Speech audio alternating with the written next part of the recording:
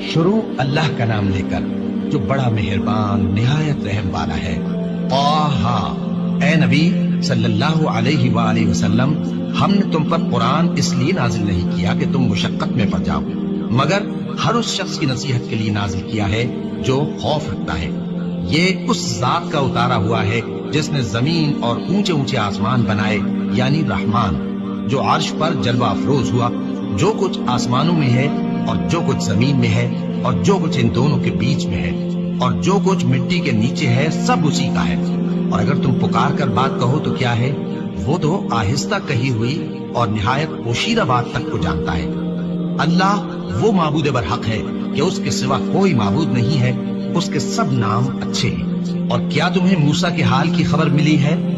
جب انہوں نے آگ دیکھی تو اپنے گھر والوں سے کہا کہ تم یہاں ٹھہرو، میں نے آگ دیکھی ہے، میں وہاں جاتا ہوں، شاید اس میں سے